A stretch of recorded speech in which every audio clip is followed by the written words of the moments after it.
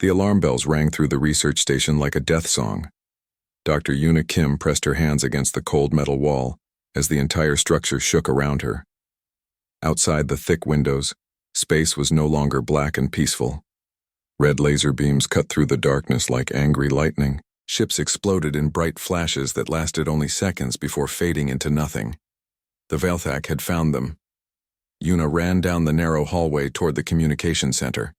Her white lab coat flew behind her as she pushed past other scientists, who were also running. Some carried important files, others just ran with fear in their eyes. Everyone knew what happened when the Velthak found a station like theirs. Nobody survived. The communication center was full of noise and panic. Screens showed red warning messages. People shouted over each other. The main display showed dozens of enemy ships approaching their position. The ships looked like giant crystals floating through space. They were beautiful and terrible at the same time. "How long do we have?" Una asked the communication officer. "Maybe 20 minutes, the young man replied. His hands shook as he typed on his keyboard. "Their weapons are charging. I can see the energy building up." Una looked at the screen again.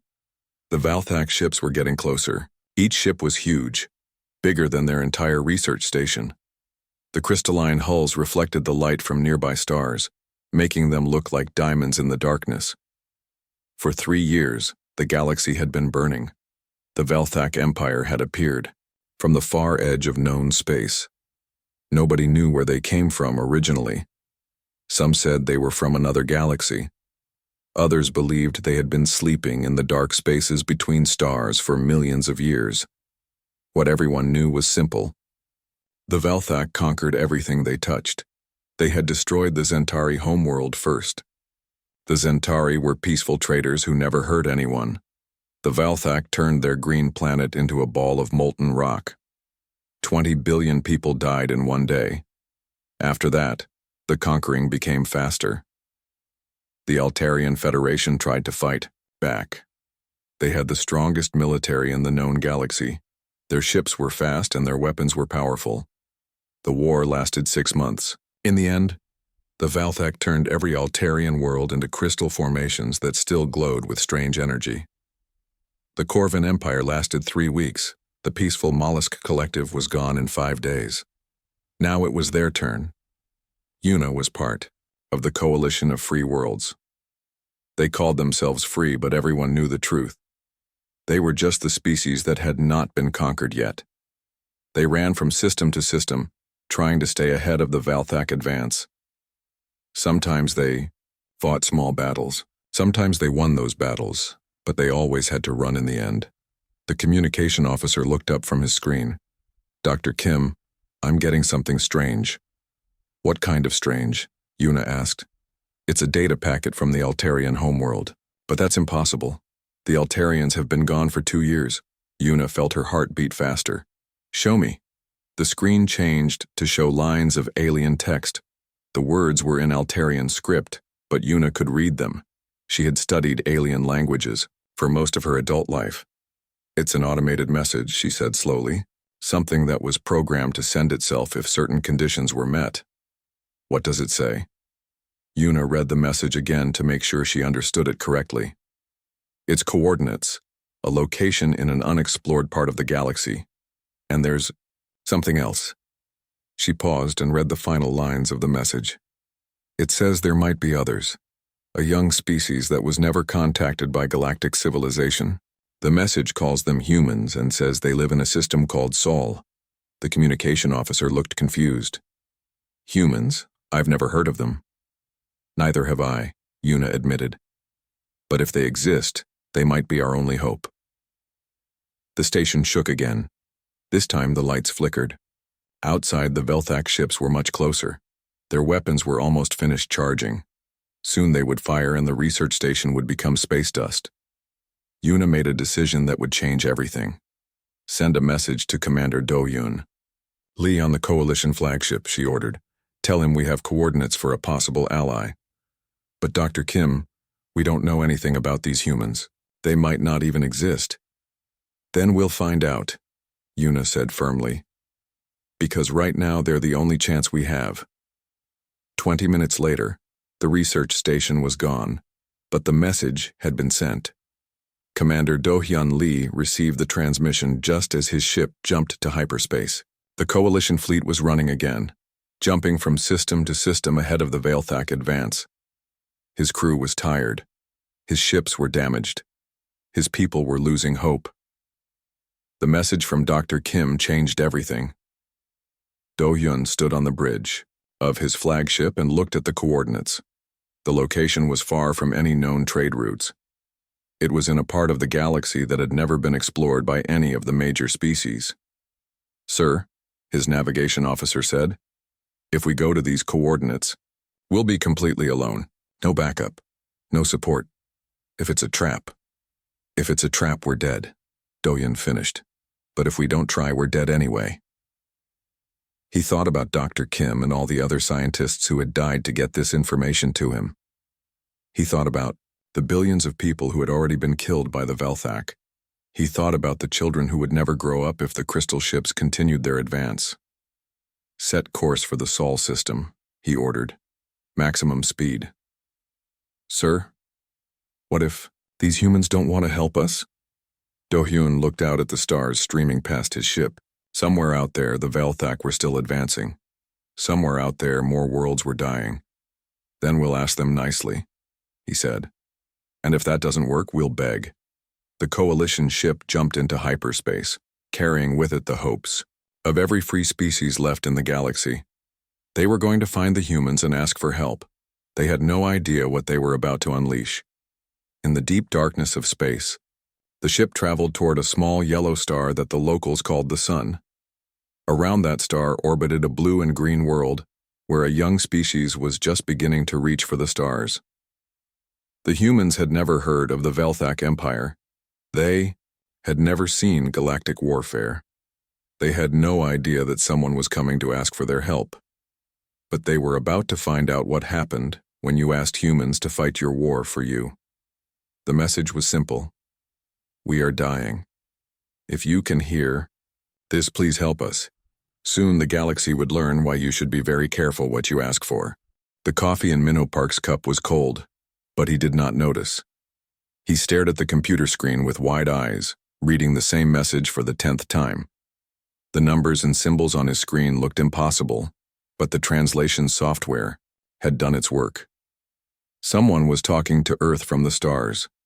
Minho worked the night shift at the Deep Space Monitoring Station in South Korea. Most nights were quiet. He listened to radio waves from distant galaxies and watched for signals from space probes. He never expected to find a message from alien beings asking for help. The message was short but clear. "We are dying. If you can hear this, please help us." His hands shook as he reached for the red phone on his desk. This phone connected directly to the highest levels of Earth's military command. In 20 years of work, Minho had never used it. "This is Deep Space Station 7, he said when someone answered. "I need to speak to Admiral Sumin Choi immediately. We have a situation." 30 minutes later, Admiral Sumin Choi was driving through the night toward the monitoring station. Her phone had not stopped ringing since Minho's call. The president had been woken up. The military leaders were being called in from around the world. Everything was happening very fast. Somin was 50 years old and had been in the military for most of her adult life.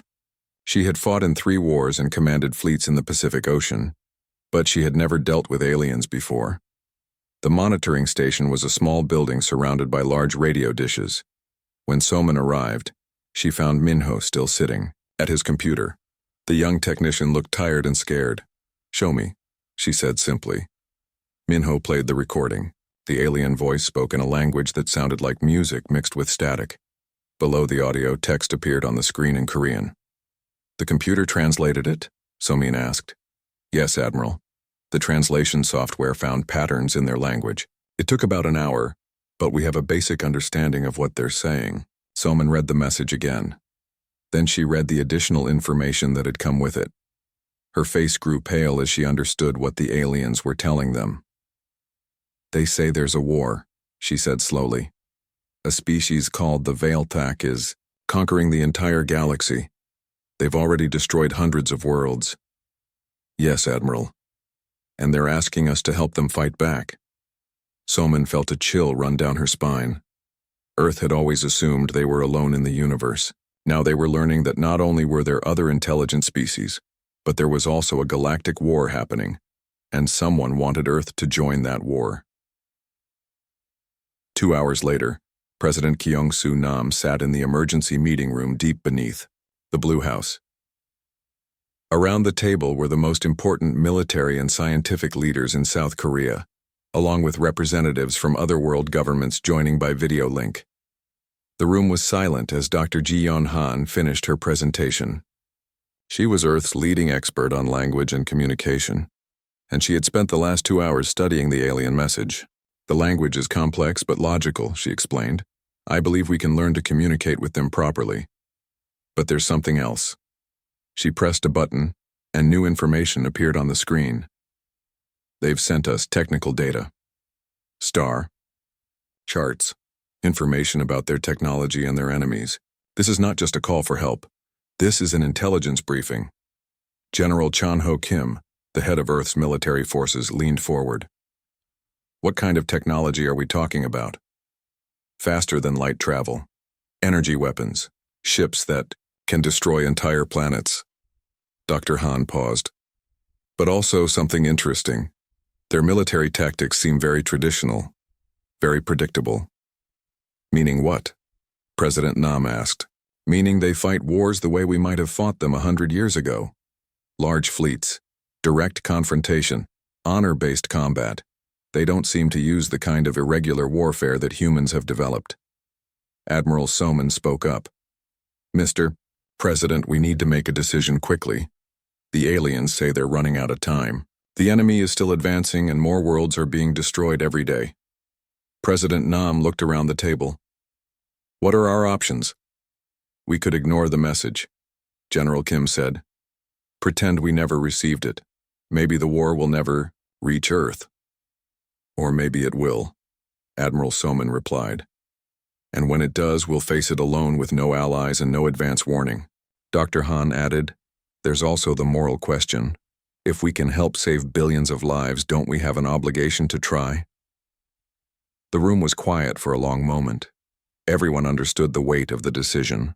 Earth was about to either stay hidden and hope for the best, or reveal itself to a galaxy at war. President Nam made the choice that would change human history forever. We help them, he said, but we do it on our terms. He turned to Admiral Soman. I want you to prepare our best ships and our best people, but I also want you to study everything they've told us about their enemies. If we're going to fight this war, we're going to fight it the human way. What does that mean, Mr. President? It means we don't fight fair, Nam said grimly. It means we use every advantage we have. It means we show these Veilthak what happens when they threaten innocent people. Admiral Soman nodded.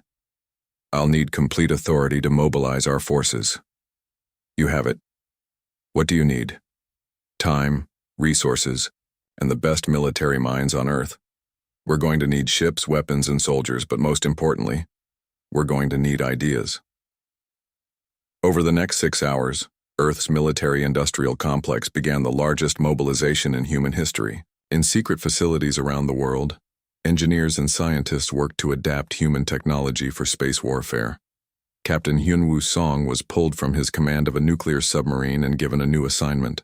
He found himself standing in a shipyard looking at something that did not belong on Earth. What is that? He asked Admiral Soman. That is the UES Defiance, she replied. It's going to be your new ship. The vessel looked like no ship Hyun-woo had ever seen. It was sleek and angular, with weapon systems that seemed to bend the laws of physics. The hull was made from materials that had been developed in the deepest secret laboratories. How is it possible? Hyun-woo asked. We've been preparing for space warfare longer than most people know, Admiral Soman explained. We just never expected to use these weapons so soon. Around them, workers were building more ships. Each vessel incorporated technology that pushed the boundaries of human engineering. Fusion reactors provided unlimited power. Quantum computers calculated impossible mathematics.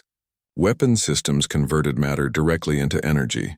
Dr. Won-Ho Bae, the head of Earth's advanced weapons research, approached them.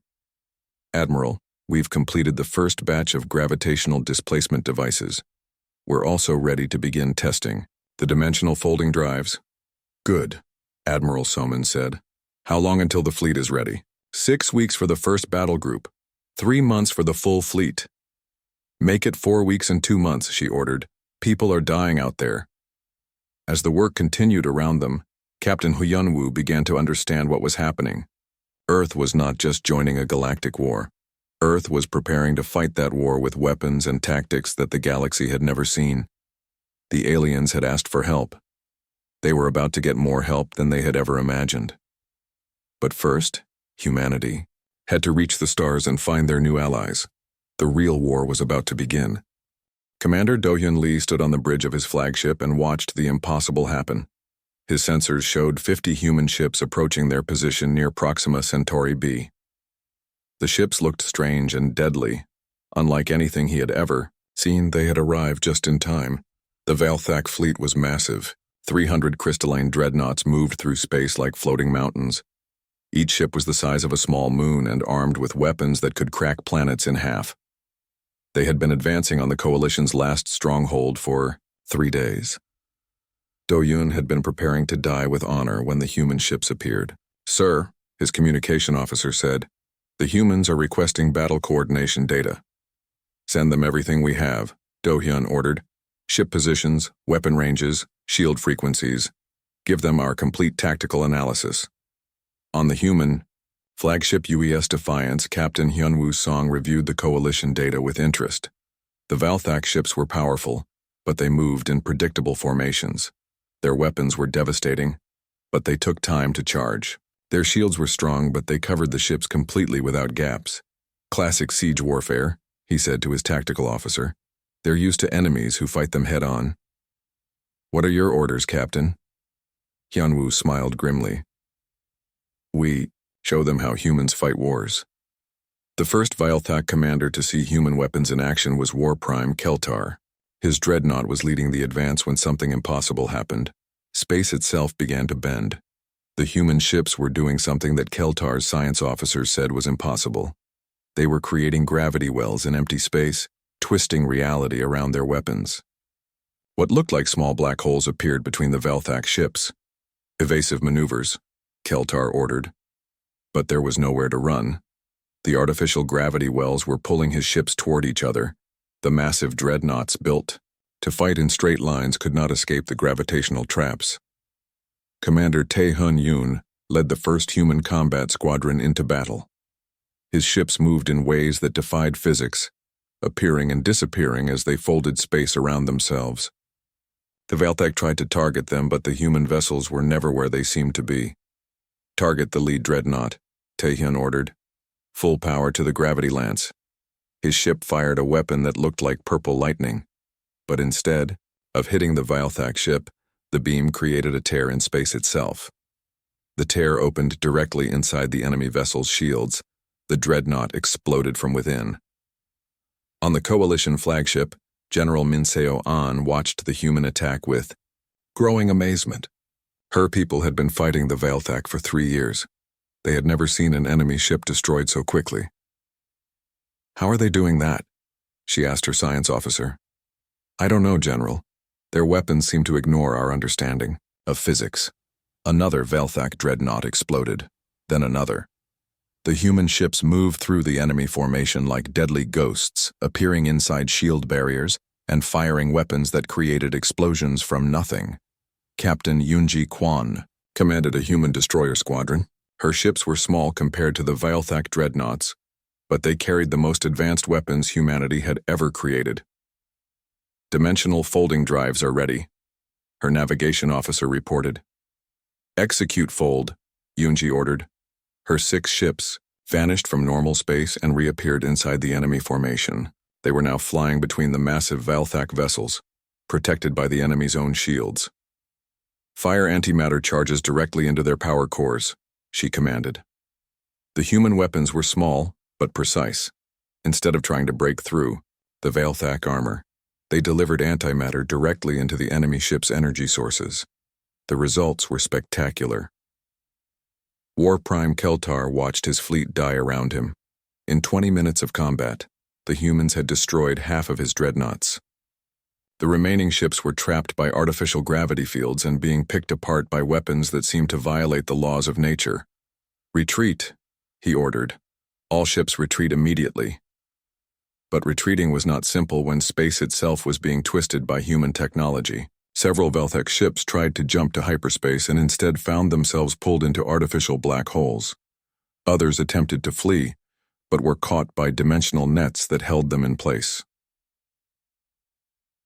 For the first time in the history of the Veilthak Empire, their fleet was running away in panic. Commander Do-hyun watched the battle end and felt like he was dreaming. The coalition had been fighting the Veilthak for 3 years. They had won a few small victories, but mostly they had been running and hiding. The humans had destroyed the most powerful Veilthak fleet in less than 30 minutes. "Sir," his communication officer said, "the human captain is requesting permission to come aboard." "Granted," Do-hyun replied. He needed to understand what had just happened. Captain Hyunwoo arrived on the coalition flagship an hour later. He was a tall man with calm eyes and a quiet voice. He did not look like someone who had just won an impossible battle. "Your weapons," General Minseo said without introduction. "How do they work?" "Gravity manipulation, dimensional folding, antimatter injection," Hyunwoo replied simply. "Basic human military technology." "Basic?" Do-hyun asked in amazement. "We've had these weapons for 20 years, Hyunwoo explained. "We just never had a reason to use them before now." General Minseo felt a chill run through her body. "What other weapons do you have?" "Many kinds," Hyunwoo said. "But first we need to talk strategy. This was just one Veilthak fleet. According to your data, they have thousands of ships." "The main Imperial Navy has 10,000 dreadnoughts," Do-hyun confirmed. "Then we'll need more human ships," Hyunwoo said calmly, as if discussing the weather. Over the next few days, coalition scientists studied the wreckage of Veilthak ships. What they found amazed them. The human weapons had not just destroyed the enemy vessels, they had torn them apart at the molecular level. Dr. Na-young Chung, the coalition's leading weapons expert, presented her findings to the military commanders. "The humans don't fight like any species we've encountered," she explained. "Most galactic warfare is about bigger weapons and stronger shields. The humans ignore that completely." "What do you mean?" General Minseo asked. "They don't try to overpower." "Enemy defenses. They bypass them entirely. Their gravity weapons pull enemy ships out of formation. Their dimensional devices let them attack from impossible angles. Their antimatter charges ignore armor completely." Commander Do-hyun nodded slowly. "They fight like they expect to win." "More than that," Dr. Chung replied. "They fight like losing is not even a possibility they consider." Meanwhile, in Veilthak space, Emperor Krexthal received War Prime Keltar's report with growing fury. His crystalline body glowed red with anger as he listened to the description of the battle. "You're telling me that 50 primitive ships destroyed half of our finest fleet?" "Yes, Emperor. Their weapons are unlike anything in our databases. They seem to manipulate fundamental forces that we don't understand." Emperor Krexthal had conquered 70% of the galaxy. His empire had never faced a serious military challenge. The idea that some unknown species could defeat his forces was impossible to accept. "Mobilize the full Imperial Navy," he commanded. 10,000 ships, every weapon we have. These humans will learn what happens when they interfere with the Veilthak Empire." But deep in his crystalline heart, Krexthal felt something he had never experienced before. Fear. The humans had not just won a battle. They had won it so easily that it looked like a game. And if War Prime Keltar's report was accurate, they had done it with weapons that should not exist. The galaxy was about to discover what happened when you made humans angry. And the Veilthak Empire was about to learn why no one in human history had ever conquered Earth. Emperor Krexthal stood in the center of his crystal palace and felt rage burning through his body like molten metal. The reports from his military commanders made no sense. How could a species that had never left their home system possess weapons that his empire could not understand? "Show me again," he commanded. The holographic display activated and showed the battle at Proxima Centauri b. Krexthal watched his mighty dreadnoughts being destroyed by weapons that seemed to break the laws of physics. Ships vanishing and reappearing inside his formations, gravity being twisted into weapons, space itself being folded like paper. "Have our scientists analyzed this technology?" he asked. War Prime Keltar, the only fleet commander to survive the human attack, stepped forward. His crystalline form was still cracked from the battle damage. "Yes, Emperor, they say it should be impossible. The humans are manipulating forces that we barely understand. Gravity, dimensions, matter itself. They fight like they have mastered the fundamental forces of the universe." Krexthal felt his anger grow stronger. The Vielthak Empire had conquered the galaxy through superior technology and overwhelming force. They had never encountered an enemy that could match their weapons. Now these humans were making his greatest fleets look like children playing with toys. "Mobilize everything," he ordered. "Every ship, every weapon, every soldier. The full Imperial Navy will crush these primitives." "Emperor, that's 10,000 dreadnoughts. Surely we don't need our entire military for one species." Krexthal's eyes glowed with fury. "These humans destroyed half a fleet in 30 minutes. I will not underestimate them again." 3 days later, Colonel Jae-hoon Kim stood on the surface of a dead planet and watched human engineers work miracles. The planet had once been home to the Altarian species before the Velthak turned it into a ball of molten rock. Now it was serving as Earth's first military base outside the solar system. The engineers were building structures that seemed to ignore the laws of physics. Towers that extended into different dimensions, power generators that pulled energy from black holes, weapon platforms that could create artificial stars. "How long until the base is operational?" Jae-hoon asked his chief engineer. 2 weeks, Colonel. The dimensional anchors are almost complete." Jae-hoon nodded and looked up at the sky. Somewhere out there, the Velthak Empire was mobilizing its full military might. Intelligence reports suggested they were bringing 10,000 ships to destroy humanity. The humans were ready for them. Dr. Wonho Bay worked in his laboratory deep beneath the planet's surface. Around him, captured Velthak technology was being taken apart and studied. What his team was learning amazed even him. "Their weapons are powerful but simple," he explained to Colonel Jae-hoon during their daily briefing. "They use brute force instead of elegant solutions. Their shields are strong but inflexible. Their ships are tough but slow. And their weaknesses?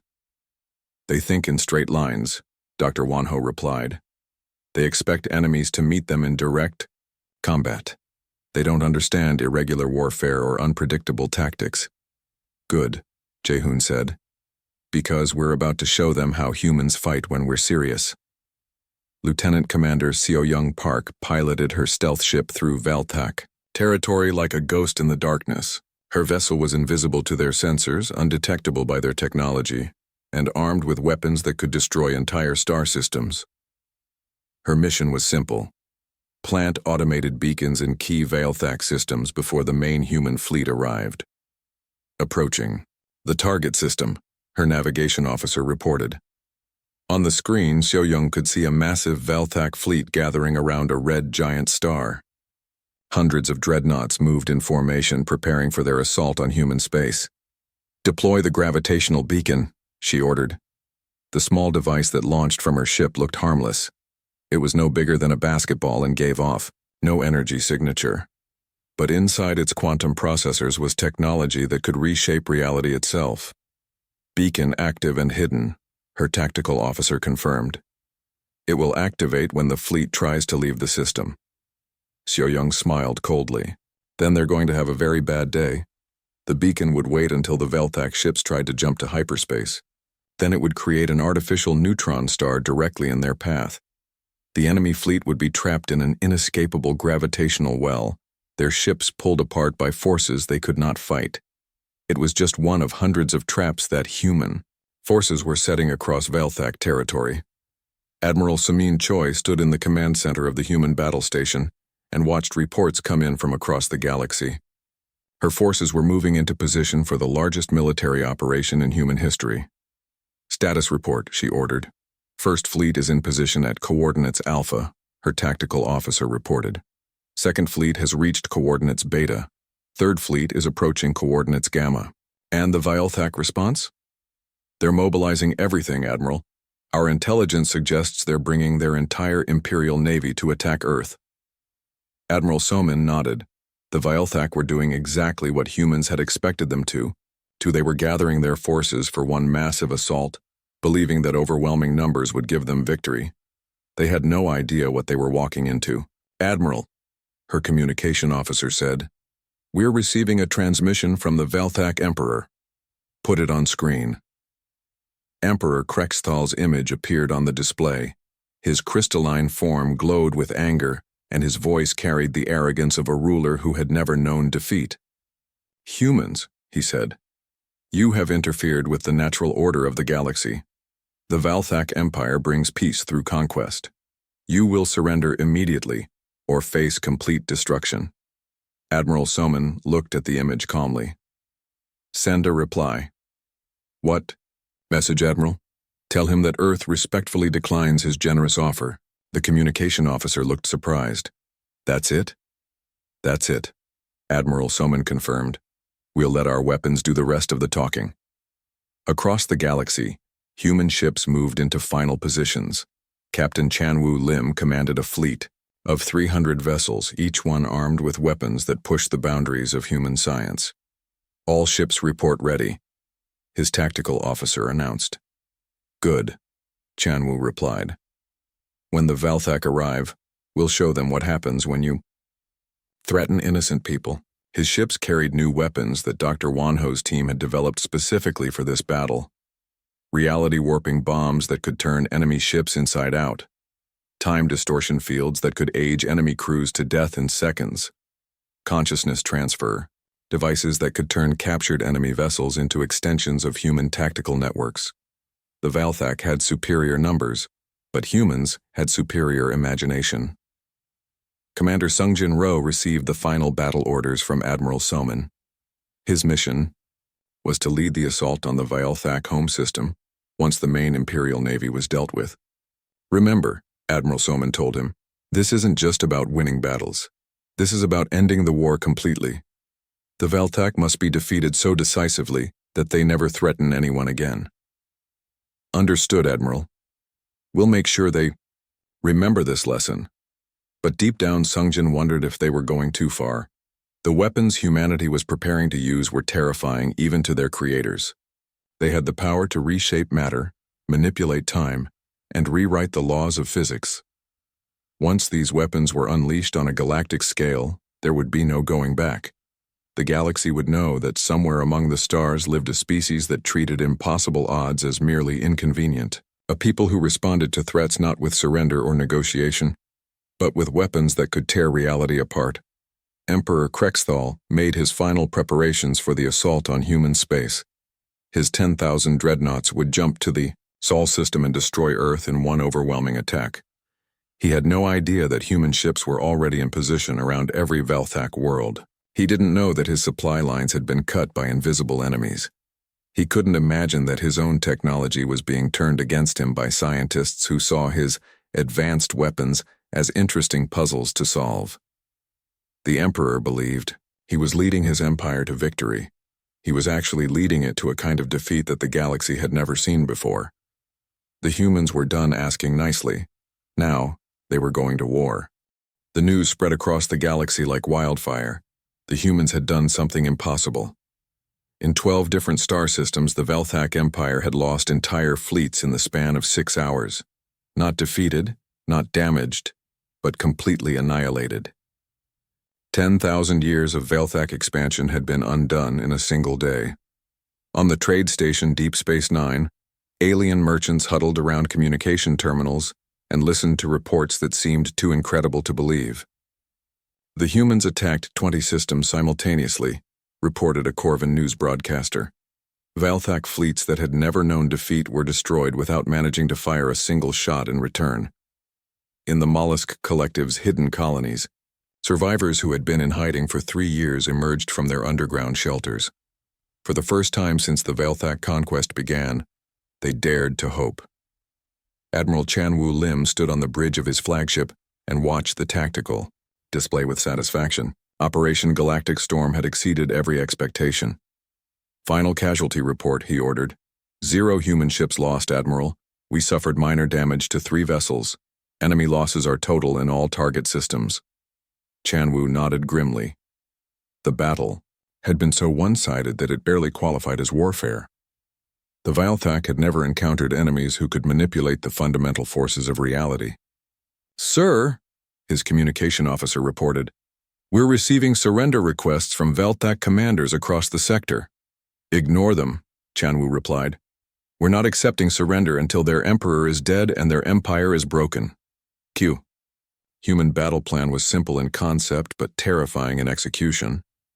Instead of meeting the Velthak in direct combat, they had surrounded every important enemy system with invisible ships. When the battle began, human forces attacked everywhere at once. The Velthak Empire, which had been built on the idea of overwhelming force, found itself fighting enemies who appeared from nowhere and disappeared before they could be targeted. Emperor. Krexthal received the reports from his military commanders with growing horror. In 6 hours, he had lost 70% of his imperial navy. His greatest fleets had been destroyed by weapons that his scientists insisted were impossible. "How many ships do we have left?" he asked. Warprime Keltar consulted his tactical display. "Less than 3,000, Emperor, and many of those are damaged or trapped by human gravity fields." Krexthal felt something he had never experienced in his long life. Complete despair. The Velthak Empire had been built over thousands of years. Now it was crumbling in a matter of hours. "What do you recommend?" he asked. "Surrender, Emperor.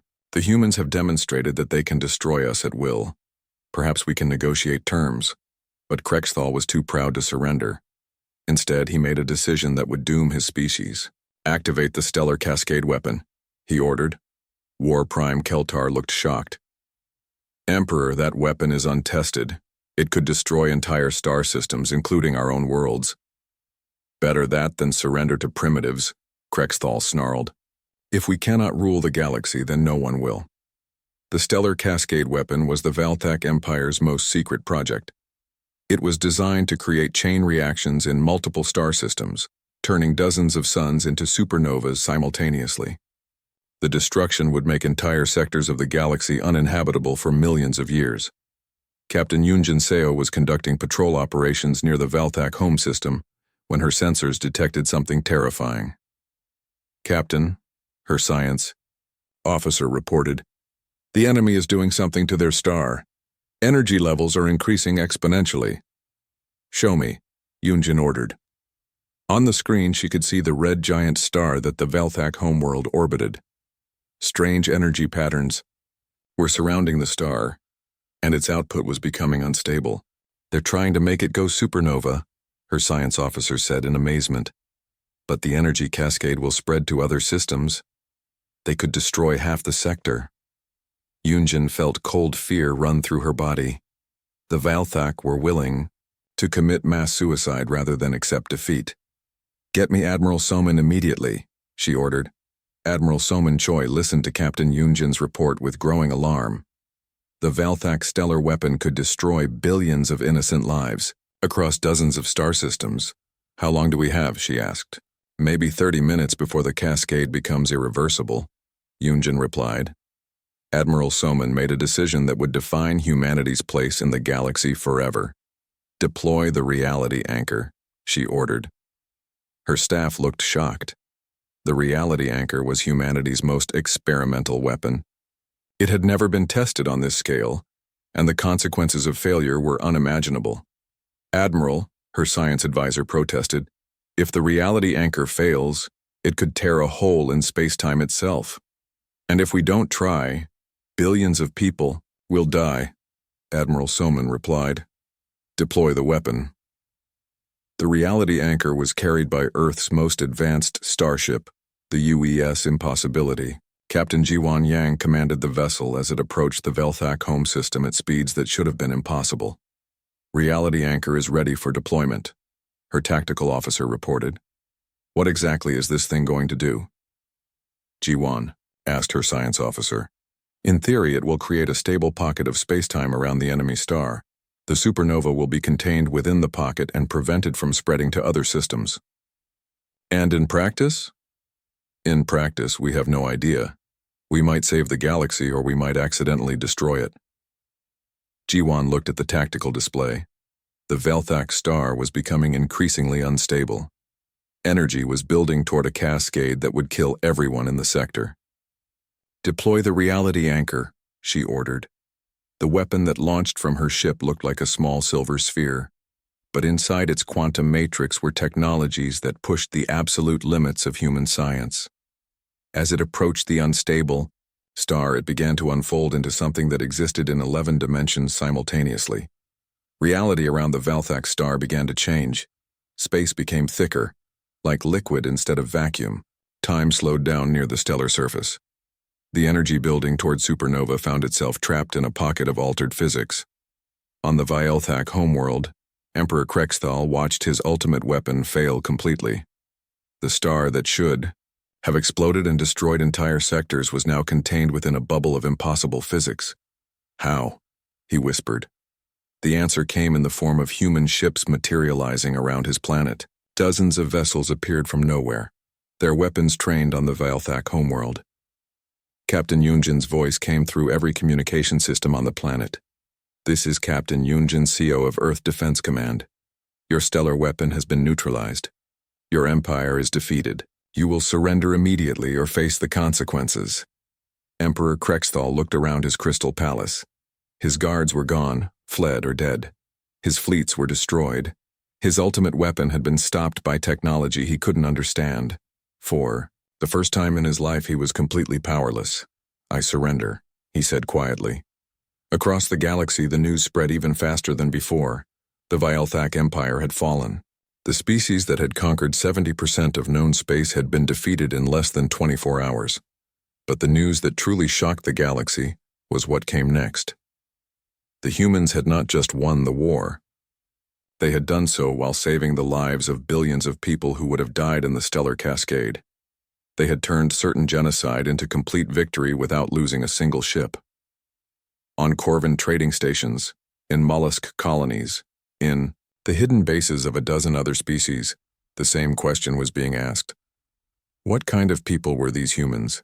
Ambassador Subin Oh arrived at the coalition headquarters to find representatives from 40 different species waiting to meet with her. They all wanted to know the same thing. What did humanity want now that they had won the war? We want to go home, Subin told them simply. The alien representatives looked confused. Home? Earth, Subin explained. We came here to help fight the Velthak. Now that they're defeated, we want to return to our own space. But you have the most powerful military in the galaxy, a Corvin representative protested. Surely you want to take control to rule as the Velthak did. Subin shook her head. Humans don't want to rule anyone.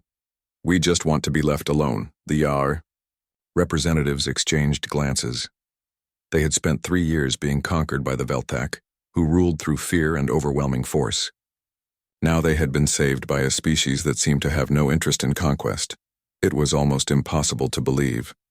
But as human ships began withdrawing from conquered systems, leaving behind only monitoring stations and emergency beacons, the galaxy began to understand a new truth. Somewhere in the darkness of space lived a species that could destroy entire empires in a single day. A people who possessed weapons that could reshape reality itself. And these terrifying beings wanted nothing more than to be left alone in their corner of the galaxy. The Velthak had conquered through fear. Humans had won through being too dangerous, to ignore and too powerful to defeat. The galaxy would never be the same. 6 months after the fall of the Velthak Empire, Dr. Nayoung Chung sat in her laboratory and tried to understand what humanity had done to the galaxy.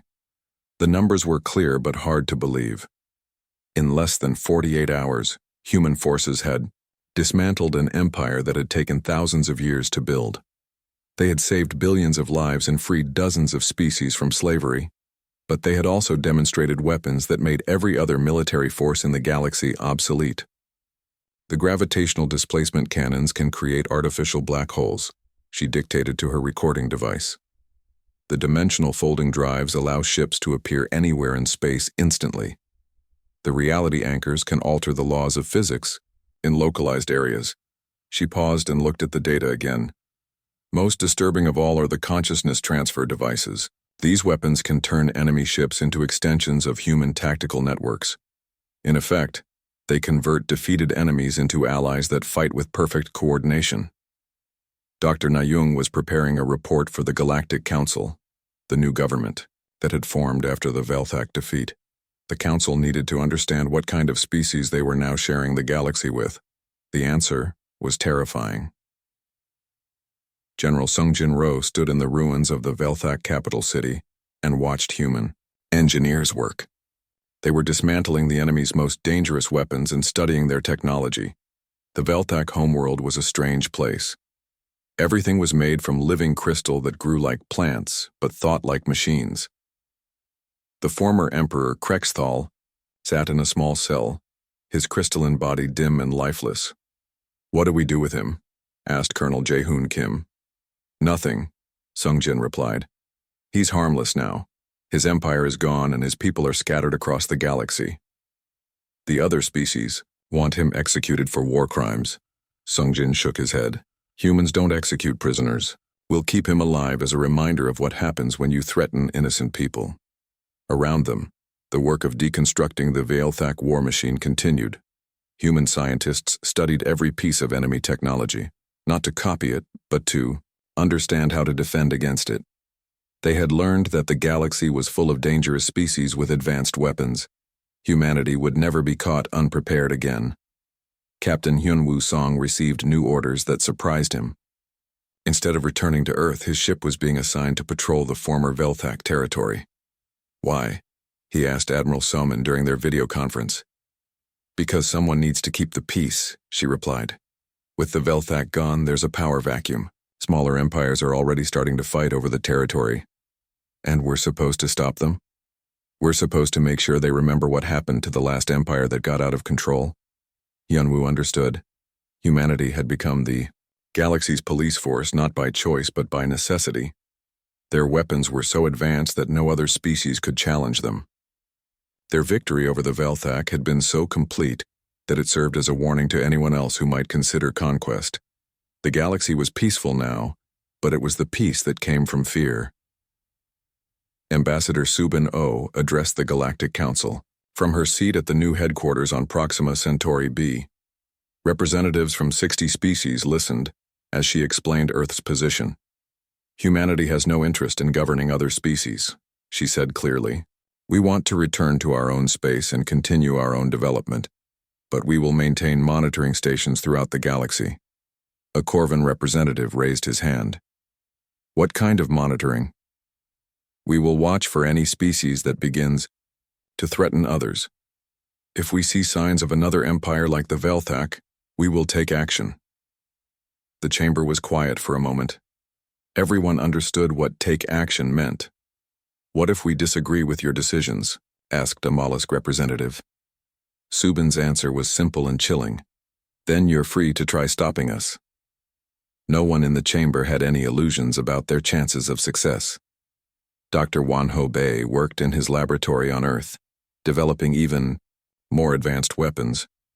The war with the Velthak had shown that humanity's technology was superior, but it had also revealed gaps in their capabilities. "The quantum entanglement communicators work perfectly," he reported to Admiral Soman.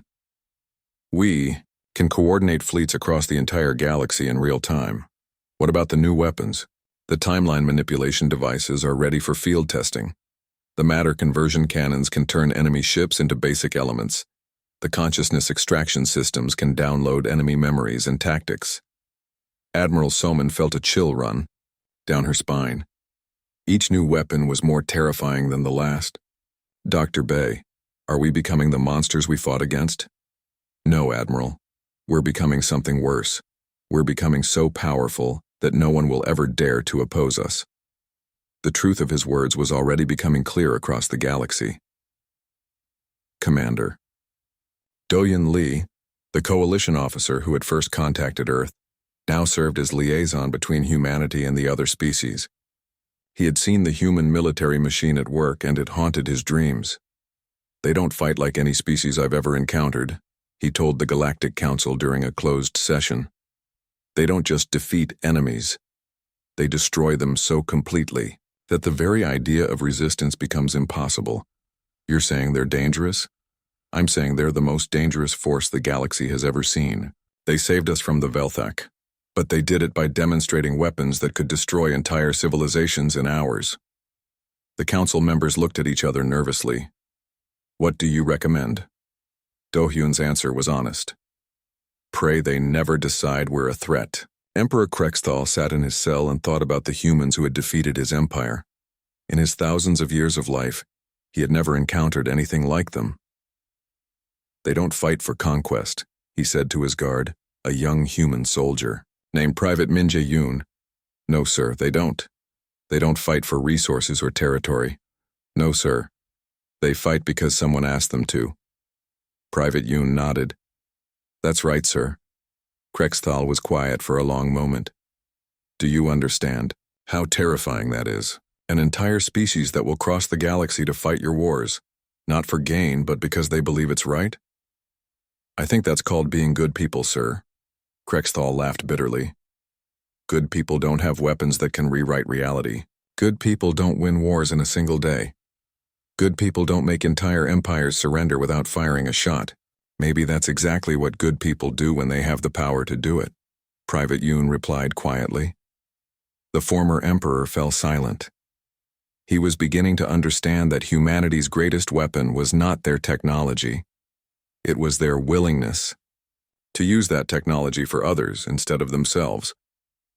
Captain Yoon-jin Seo commanded one of the human monitoring stations at the edge of former Valthak space. Her job was to watch for signs of new threats and report back to Earth. "Captain," her tactical officer reported, "we're detecting unusual military buildup in the Zerion sector." "What kind of buildup?" 3 different species are massing fleets near the old Valthak shipyards. It looks like they're planning to fight each other for control." Yoonjin sighed. This was exactly what Admiral Somin had predicted. With the Valthak gone, smaller powers were trying to grab territory and resources. "Send a message to all 3 fleets," she ordered. "Remind them that this sector is under human protection." "What if they ignore the warning?" "Then we'll show them why the Velthak Empire doesn't exist anymore." Within hours, all 3 alien fleets had dispersed. The message was clear. Humanity would not tolerate another conquest-minded empire. President Kyung-Soo Nam sat in his office and read reports from across the galaxy. The statistics were impressive. Galactic trade had increased by 400%. Wars between species had dropped to almost zero. Technological development was accelerating as former enemies shared knowledge freely. The galaxy was more peaceful and prosperous than it had been in thousands of years. But the price of that peace was the constant threat of human intervention. "Sir," his aide said, "the Galactic Council is requesting a formal treaty. They want to establish rules for when humanity will intervene in conflicts." "What kind of rules?" "Basically, they want to know what actions will trigger a human military response." President Nam thought about it carefully. The galaxy needed to know where the lines were drawn. "Tell them it's simple," he said finally. "If any species begins systematic conquest of other species, we'll stop them. If anyone develops weapons designed for genocide, we'll destroy those weapons. If anyone threatens the innocent, we'll protect them. And if they don't like those rules, then they can try to enforce their own rules," Nam replied with a slight smile. "Good luck to them." Dr. Na-young completed her report for the Galactic Council and sent it to representatives across the galaxy. Her conclusions were disturbing but necessary. "Humanity represents a fundamental change in galactic balance," she wrote. "They possess technology that makes traditional warfare obsolete. More importantly, they have demonstrated a willingness to use that technology for what they consider moral purposes." She paused before writing the final section. "The galaxy is now safer than it has ever been. Wars of conquest have become impossible because humanity will not tolerate them. But we must also acknowledge that we are all now living under the protection of a species that could destroy us as easily as they destroyed the Valthak. The question,